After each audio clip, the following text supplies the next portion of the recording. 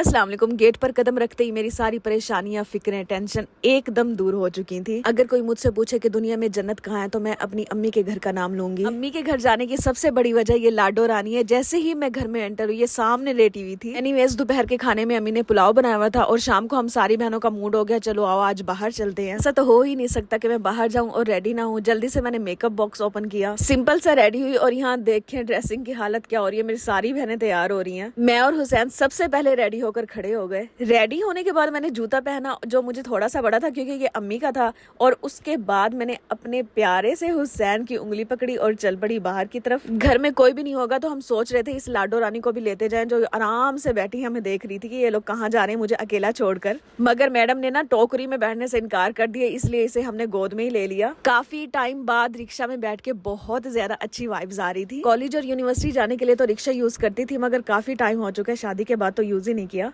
Anyways, यहाँ हम पहुंच चुके थे बर्गीजिया। सबसे पहले हमने बैठने के लिए जगह फाइंड आउट की। अगर यहाँ के इन्वायरमेंट की बात की जाए तो बहुत ज्यादा अच्छा इन्वायरमेंट था, शाम का टाइम था और बहुत अच्छी वाइब्स आ रही थी।